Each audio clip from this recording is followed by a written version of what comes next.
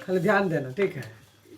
हम आप लोग को इसके पीछे जितना भी पढ़ाए हैं सब अभिग्रहित क्लियर हो चुका था नहीं? अभिग्रहित में 4 गो बताए थे। पहला बताए थे सरल रैखिक अभिग्रहित, सरल रैखिक युग्म, सरल रैखिक युग्म का अभिग्रहित, और दूसरा नंबर में डायरेक्ट लेते थे इसी का विलोम को बताए थे। फिर बताए थे तीसरा में संगत कोण का अभिग्रहित, अभिग्रहित, और फिर इसी का विलोम। ये चारों हम बता दिए हैं, आप लोगों को बता दिए ना बउआ। और चारों में पहला में बताया सरल रैखिक युग्म का अभिग्रहित में कि जब दो समांतर जब एक सरल रेखा पर कोई किरण आधारित हो तो आसन्न कोणों का योग 180 डिग्री होता है। सरल रैखिक में यही बताए थे, और इसका विलोम में उल्टा बताए थे नहीं। देखिए पहला नंबर में हम क्या बताए थे कि कोई एगो सरल रेखा है, उस पे कोई किरण आधारित है तो आसन्न कोणों का योग 180 डिग्री होता है। और इसका उल्टा में बताए थे कि कोई रेखा है, सरल रेखा नहीं है, कोई रेखा है और इस पे आसन्न कोणों का योग 180 डिग्री है तो यह सरल रेखा होगा। दूसरा में ही बताए थे। और तीसरा में बताए थे कि जब दो गो समांतर रेखा को एक तिर्यक रेखा काटती है तो संगत कोण बराबर होते हैं, है ना बउआ। इसका संगत ई, इसका संगत ई, इसका संगत ई, इसका संगत ई बता दिए थे हम। तो संगतिया बराबर होता है। और इसी का उल्टा में बताए थे कि जब दो गो रेखा को कोई एक तिर्यक रेखा काटेगी और कोई संगत कोण बराबर हो जाए तो रेखा समानांतर होगी। यही 4 चीज हम बताए थे अभिग्रहित में। ऐसी चारों चीज पे प्रमेय चलेगा। ज्यामिति को 4 भाग में बांटा गया। कौन कौन? सबसे पहले अभिग्रहित, फिर प्रमेय, उपप्रमेय, तब निर्मेय या हिसाब। यानी सबसे पहले हमको अभिग्रहित पढ़ना चाहिए, तब प्रमेय पढ़ना चाहिए, तब उपप्रमेय पढ़ना चाहिए, तब जाकर के हिसाब बनाना चाहिए, लेसन, है ना। तो सबसे पहले हम लोग अभिग्रहित पढ़ चुके हैं। अब आते हैं प्रमेय में। अब प्रमेय में सबसे पहला प्रमेय है जब दो सरल रेखा एक दूसरे को प्रतिच्छेद करे, जब दो सरल रेखा एक दूसरे को प्रतिच्छेद करे, मान लेते हैं रेखा ए बी सी डी, यहाँ बिंदु ओ पे काट दिया। यहाँ पे हमको लिखना होगा बाबू प्रमेय में आधा दिया हुआ रहता है और आधा साबित करना होता है। कोई दिक्कत नहीं है। जैसे देखिए यहाँ से यहाँ तक दिया हुआ, जब दो सरल रेखाएं एक दूसरे को प्रतिच्छेद करती है, यहाँ तक दिया हुआ है। उसके बाद साबित करना तो सम्मुख कोण या शीर्षाभिमुख कोण आपस में बराबर होते हैं। तो बाबा सम्मुख कोण किसको कहते हैं बता चुके हैं। सम्मुख कोण जेकर मुंह में मुंह सटल हो, नहीं बतेलिए हल भाषा है ले। अब अभी तो 10 बजे लग ले रहा। देखिए यार देखो अभी तुमका हम नहीं देखेंगे नहीं ना, अभी में मुंह सटल रहेगा खाली। अभी तुमका देखेंगे वो चतुर्भुज में, ये सब में नहीं चलता है। तो देखो तब हमको पहले तो जे चीज दिया है वो लिख देंगे। दिया है, दिया है ए बी, एक सरल रेखा, ए बी तथा सी डी, दो सरल रेखा, ए बी तथा सी डी दो सरल रेखाएं हैं, सरल रेखाएं हैं जो बिंदु एक दूसरे को बिंदु ओ पर एक दूसरे को बिंदु ओ पर काटती है। ओ पर काटती है। तो साबित करना है एंगल सी ओ तो साबित करना है। क्या साबित करना है जी? एंगल सी ओ बी बराबर एंगल ए डी। पहला साबित करना है कि ए ओ डी बराबर एंगल ए ओ डी बराबर angle B O B O C. दूसरा नंबर में ए O C angle A O C बराबर angle B O D B O D. यानी सम्मुख कोण बराबर होते हैं। सम्मुख कोण यानी ई कोण के बराबर ई कोण होगा और इस कोण के बराबर में इस कोण होगा। देखिए ई कोण का मुंह सटल है इस कोण में, इस कोण का तो ई कोण दोनों सम्मुख कोण हुआ। यस हमको साबित करना है इस चीज को। चलिए जी, तो सबसे पहले अब साबित करने से पहले क्या देना होगा? प्रमाण। प्रमाण का मतलब बहस चलेगा। बहस तर्क। प्रमाण का मतलब क्या चलेगा? बहस, जिसको तर्क हम बोलते हैं। ये सब हम बताए थे कि ज्यामिति में ये सब यूक्लिड साबित किया है, जी सर। क्योंकि ज्यामिति के पिता को यूक्लिड को कहते हैं। यूक्लिड महाराज जी हैं। खैर छोड़िए, सबसे पहले हम साबित करेंगे तो लिखेंगे कि ए बी एक सरल रेखा है। यहाँ पे दिख रहा है कि ए बी एक क्या है? सरल रेखा है। देखो ना, ए बी एक सीधा रेखा है। हम लोग लिए हैं, ऐसे पर में भी बोला है कि दो गो सरल रेखा रहेगा, एक दूसरे को काटेगा, है ना। तो बताइए, ए बी एक सरल रेखा है तो इस पे दो गो कौन बन रहा है? नीचे भी और दो गो इधर भी। तो हम पहले एक दने को भी छुपा दें, एक दने को, तो इधर बचेगा भी, बचेगा ना। तो बताइए, एगो सरल रेखा पर ये किरण आधारित है, तो इस पर बने आसन कोणों का योग 180 डिग्री होगा। हम ऐसा बोल सकते हैं यहाँ पे, सरल रैखिक युग्म के अभिग्रहित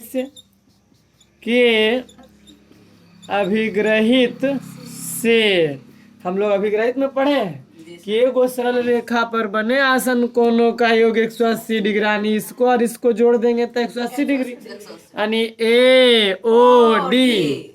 पहला हम लोग साबित कर रहे हैं, पहला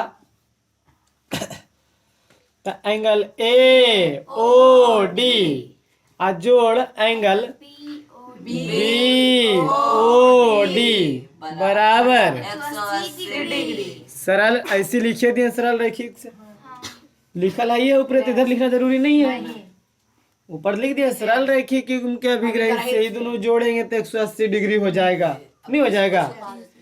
फिर लिख देंगे इसी प्रकार, या फिर इसी प्रकार लिखते हैं, इसी प्रकार बी डी भी एगो, सी डी भी एगो सरल रेखा है, सी डी एक सरल रेखा है। इसी प्रकार सी डी एक सरल रेखा है। सी डी एक क्या है? सरल रेखा है। तो फिर लिखेंगे सरल रैखिक युग्म के अभिग्रहित से, नहीं, फिर लिख देंगे सरल रैखिक युग्म के अभिग्रहित सरल रैखिक युग्म के अभिग्रहित से के अभिग्रहित से हम लोग पढ़े हैं या हम जानते हैं। अब बताइए, ये दोनों कोण के जोड़ेंगे तो 180 डिग्री हो जाएगा, क्योंकि ये वो सरल रेखा है।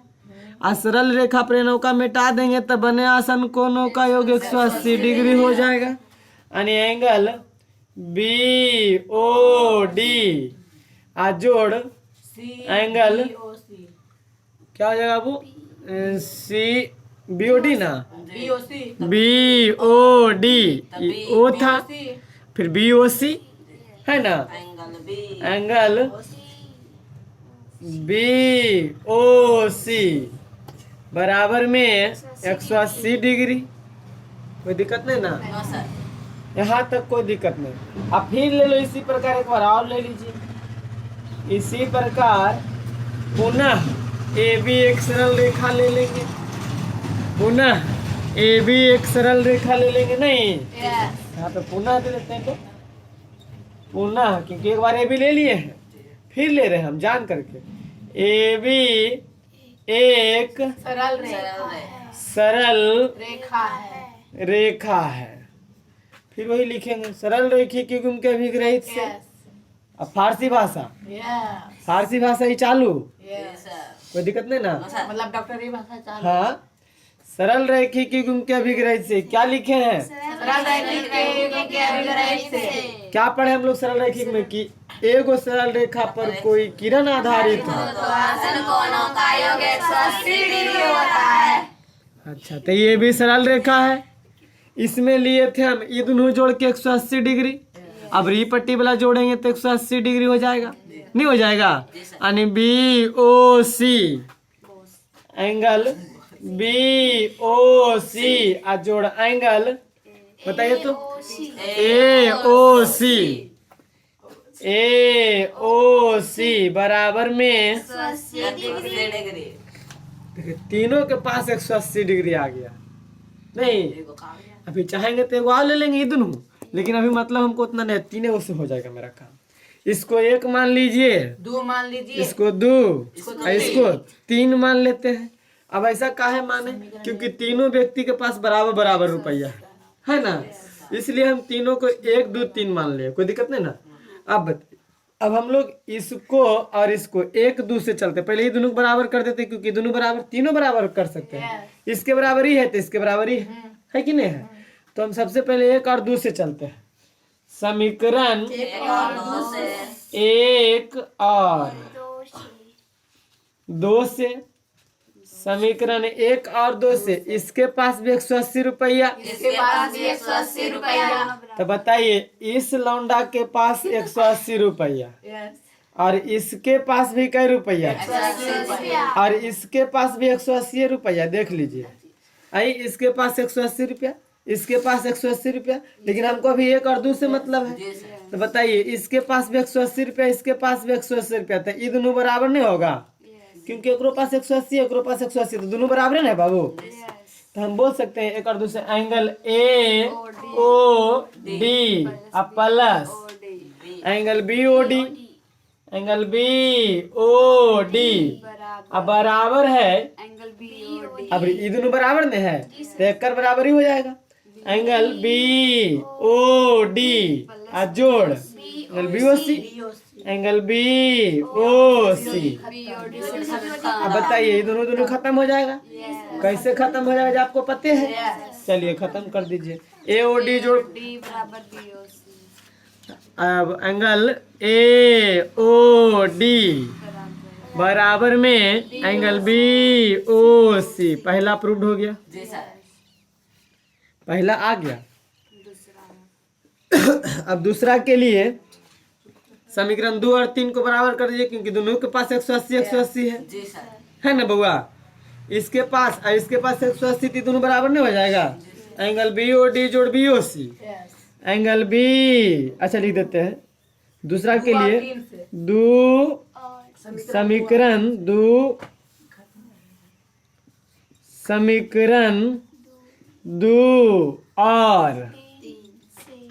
और 3 से, समीकरण 2 और 3 से। 2 में क्या ये दोनों बराबर हो जाएगा। LHS बराबर नहीं, RHS बराबर है, तो LHS बराबर होगा कि ना होगा? यानी बी ओ डी जोड़ बी ओ सी, एंगल बी ओ डी जोड़ एंगल बी ओ सी बराबर बी ओ सी जोड़ ए ओ सी, एंगल बी ओ सी जोड़ एंगल ए ओ सी। दोनों बराबर हो गए कि नहीं हो गए? कट गया। ये दोनों तो खत्म हो जाएगा, क्योंकि बराबर में कटता है। एंगल बी ओ डी बराबर एंगल ए ओ सी। इसको उलट के भी लिख सकते हैं, ए ओ सी बराबर बी ओ डी। नहीं उलट के लिख सकते हैं, इसको ऐसे भी लिख सकते हैं, क्योंकि दोनों बराबर हो गया ना। AOC बराबर एंगल BOD, दोनों प्रूव्ड हो गया। यानी प्रूव्ड होने का मतलब क्या हुआ कि इसको याद रखेंगे कि जब दो गो सरल रेखा एक दूसरे को प्रतिच्छेद करेगी तो सम्मुख कोण आपस में बराबर होगा। इसको याद रखना है, कोई दिक्कत नहीं ना। याद रखना है कोची कि जब दो गो सरल रेखा एक दूसरे को प्रतिच्छेद करती है तो सम्मुख कोण आपस में बराबर होते हैं। हाँ, सम्मुख कोण किसको कहते हैं? जेकर मुंह में मुंह सटा रहता है। बस इतना ही याद रखना है। चलो नोट कर लो। प्रमेय नंबर 2। 2 क्या कहता है कि जब दो समांतर रेखाओं को, प्रमेय नंबर 2 कहता है जब दो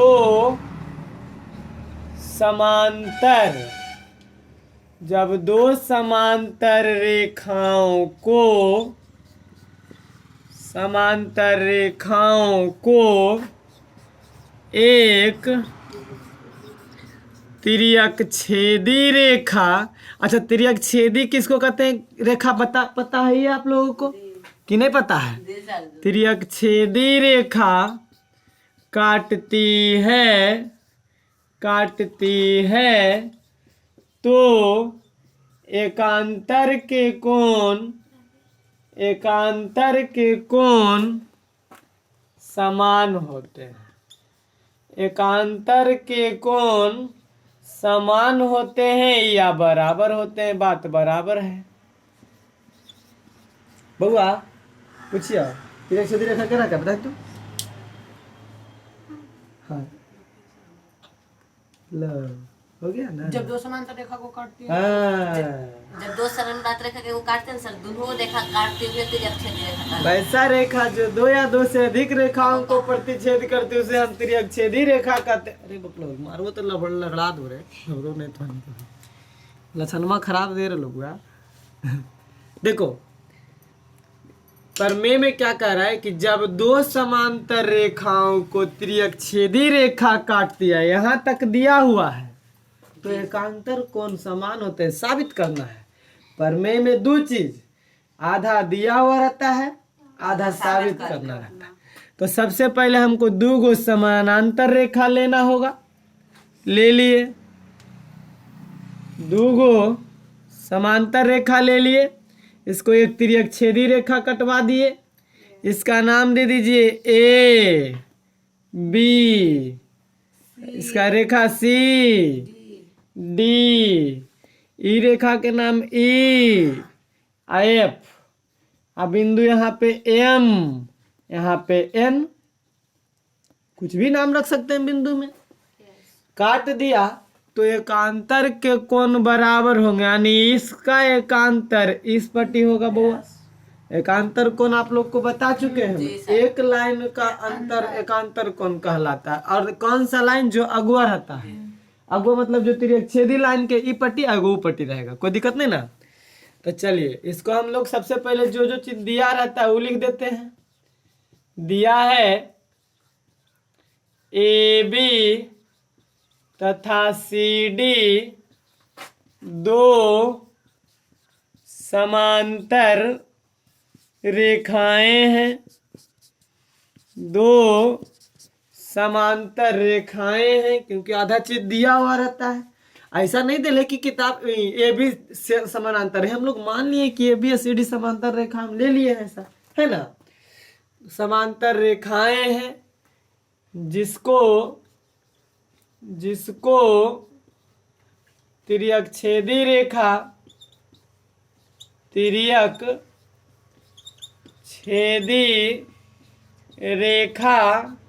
EF क्रमशः AB को EF, AB तथा CD को EF,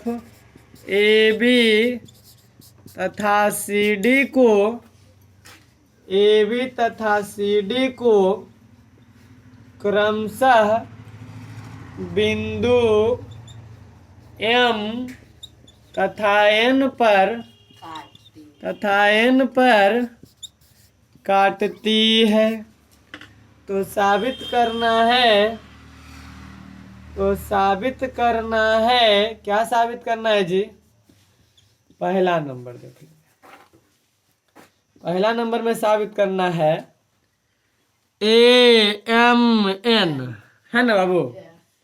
या यहाँ पे EFGH कर दो, जी जब पर एच नाम दे देते हैं, कोई दिक्कत? तो AHG बराबर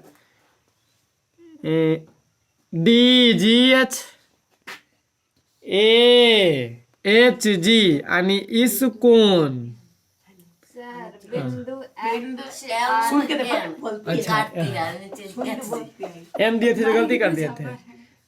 H तथा G पर काटती है, कोई दिक्कत नहीं ना? चलिए तो AHG ये कोण बराबर ये कोण हमको साबित करना है, आणि DGH एंगल DGH दूसरा साबित करना है। अब NO को तो साबित करना है ना, ई कोण बराबर ई कोण होगा, एकांतर के कोण, जी सर। ई पट्टी का कोण बराबर आई पट्टी वाला ई पट्टी का कोण बराबर होगा, और इसका नाम बोल सकते हैं CGH एंगल CGH बराबर एंगल BHG, कोई दिक्कत नहीं ना? BHG ये दोनों हमको साबित करना है। जी सर। तो साबित करने से पहले हम लोग याद कीजिए संगत कोण के अभिग्रहित, संगत कोण के अभिग्रहित में हम लोग क्या पढ़े थे? खैर अभी छोड़िए वो सब। परमान देंगे, परमान में क्या देंगे बताइएगा आप लोग खुद। हम लोग तो जानते हैं, अभी साबित किए प्रमेय नंबर 1 में कि जब दो गो रेखा एक दूसरे को काटेगा तो सम्मुख कोण आपस में बराबर होता है। बराबर होंगे, कोई दिक्कत नहीं ना? तो हमको सबसे पहले साबित करना क्या है? AHG बराबर DGH ई कोण के बराबर ई कोण। तो बताइए ई कोण बराबर ई कोण होगा कि नहीं होगा? जी सर। शीर्षाभिमुख कोण से नहीं, ये वाला एंगल हम ऐसा बोल सकते हैं, एंगल पहला साबित कर रहे हैं बाबा, एंगल AHG बराबर एंगल AHG बराबर एंगल EHB एंगल EHB कैसे? शीर्षाभिमुख कोण से। अभी हम लोग साबित किए हैं कि शीर्षाभिमुख कोण आपस में बराबर होते हैं, कोई दिक्कत नहीं ना? तो AGH बराबर ई भी कैसे? शीर्षाभिमुख कोण से या सम्मुख कोण से? शीर्षाभिमुख कोण से, यहाँ तक कोई दिक्कत नहीं ना? अभी ना हम लोग साबित किए हैं। जी सर। देखो ना बाबू, अगर हम इतना झाप देते ये दोनों एक दूसरे को काटा, यानी ई कोण के बराबर ई कोण होगा कि नहीं होगा? तो इसका नाम AHG, तो एक बराबर में एक मुँह एक सट लेते, एक मुँह वाला ही रहेगा। इस कोण का मुँह और इस कोण को मुँह जहाँ सट लेता है दोनों बराबर नहीं रहेगा, ये दोनों बराबर हो जाएगा। AHG बराबर EHB ये दोनों बराबर हो गया। अब बताइए, अब EHB बराबर HGD संगत कोण से। संगत कोण के अभिग्रहित में हम लोग पढ़े हैं नहीं? एंगल क्या बाबू? एंगल EHB बराबर एंगल HGD संगत कोण के अभिग्रहित से। संगत कोण के हम लोग पढ़े हैं कि जब दो गो समांतर रेखा को एक तिर्यक रेखा काटती है तो संगतियां बराबर होता है। तो ई कोण बराबर ई कोण। चलिए जी अब समझेंगे। अब कैसे इसको करेंगे? इसको एक मान लीजिए, इसको दो मान लेते हैं। समीकरण 1 और 2 से। 1 और 2 से अब समझिएगा बउआ। AHG ई कोण नो ई कोण बराबर ई कोण आ गया था, जी आ गया था ना। अगर मान लिया जाए ई 50 डिग्री तो ये भी 50 डिग्री, जी आ एकर बराबर ही आ गया 50 डिग्री भी जी आया कि नहीं आया।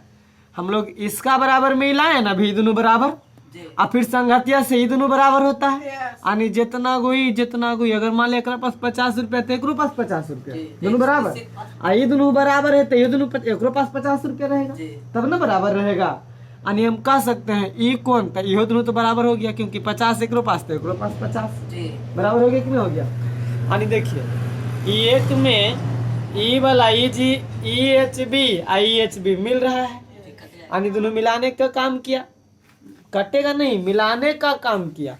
यानी देखो इसके पास मान ली 5 रुपया तो ई दोनों तो बराबर है, जी इसके इहो पास 5 रुपया तो ई 5 रुपया एकरा पास भी आ गया, ए जी एच बराबर 5 रुपया, नहीं एकरो पास 5 रुपया है, इसका पास आ ई 5 रुपया बराबर एकरा मतलब एकरो पास 5 रुपया है, तो ई दोनों बराबर हो गया कि नहीं हो गया, जी आई दूँ हो गया कि नहीं हो गया। यानी ए एच जी बराबर एच जी डी चाहे डी जी एच, बात बोल सकते बराबर ऐसा। तब हम एक और दो से इसको लिख सकते हैं, ये दोनों मिल गया नहीं दोनों बराबर हो गया, तो ये दोनों मिल के हट जाता है, क्यों, क्योंकि दोनों तो दोनों बराबर व्यक्ति है, ई जी बी और ई जी बी दोनों बराबर व्यक्ति है, बच जाएगा ई वाला एंगल ए एच जी बराबर एंगल एच जी डी, पहला साबित हो गया, जी सर नहीं आ गया। अगर इसको हम एच जी डी को डी जी एच भी बोल सकते हैं, हम नहीं बोल सकते हैं। एंगल ए एच जी बराबर एंगल डी जी एच भी बोल सकते हैं, बात बराबर है। एकांतर कोण बराबर आ गया, यहाँ पे नहीं समझ में लो, आ गया सर।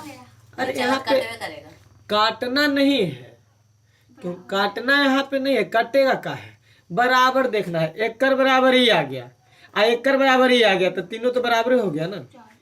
यहाँ पे कै आदमी, 4 आदमी की 3 आदमी है, 3 आदमी तीन है। आदमी है उधर तुमको 4 को देखने में लग रहा है, एगो ई है एगो ई है, ये दोनों तो सेम व्यक्ति है, यही वाला व्यक्ति यहाँ आ गया उठ के, तो 3 आदमी है ननू, तो इसके बराबर में ई और इसके बराबर में ई, तो तीनों बराबर हो गया कि ना हो गया। यानी हम बोल सकते हैं इसके बराबर में ई है, जैसे यहाँ पे 3 आदमी, मेरे पास 5 रुपया, इसके पास 5 रुपया, इसके पास भी 5 रुपया, अब तीनों के पास 5 रुपया, तो हम बोलेंगे हमारे बराबर में ई है चाहे हमारे बराबर में ई है, बात तो बराबर है, हम दोनों में से ककरो रख सकते जरा मर्जी। तो जब बराबर आ गया तो हम ए जी एच बराबर जी एच डी बोल सकते चाहे डी जी एच बोल सकते हैं, पहला क्लियर हो गया। अब दूसरा देखेंगे, दूसरा को साबित करने के लिए इसमें देखिए एंगल सी जी एच, दूसरा ही था एंगल सी जी एच। अब देखिए तो यहाँ सी जी एच कौन है, सी जी एच।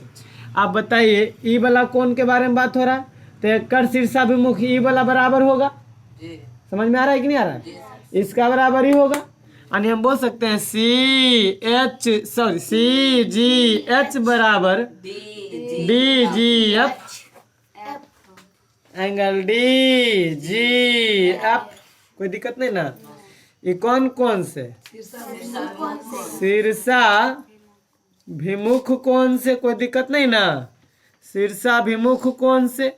अब आप बताइए डी जी एफ बराबर एंगल डी जी एफ बराबर, देखिए तो डी जी एफ बराबर बी एच जी बराबर एंगल बी एच जी, होगा कि नहीं होगा बुआ।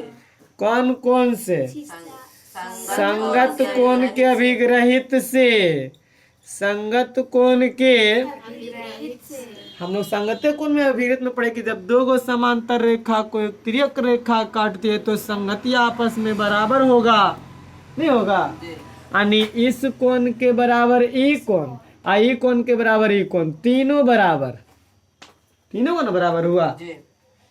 यहाँ पे 4 गो दिख रहे हैं लग रहा है, लेकिन 3 गो यहाँ पे लिखे हैं, एकड़ बराबर ई और एकड़ बराबर ई लिख दिए ना संगतिया के कोण से। तो इसको मान लेते हैं यहाँ पे 3, इसको 4 मान लेते हैं, तो यहाँ पे हम बोल सकते हैं समीकरण 3 और 4 से। देखिए ये दोनों मिल रहा है ना, तो एक का बराबरी हो जाएगा कि नहीं हो जाएगा? बात समझ में आ रहा है ना कैसे? अभी जैसे बराबर किए थे, एक का बराबर 5 रुपया, तो 5 में बराबरी यानी बराबर न रहेगा।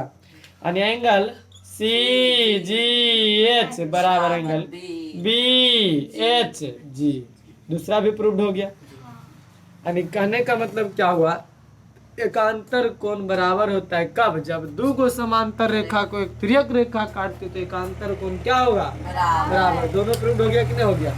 पहला यहीं पे प्रूव्ड हो गया था PROVED, और दूसरा यहाँ पे प्रूव्ड हुआ। कोई दिक्कत नहीं ना? एकदम हल्का था कि नहीं? जी सर।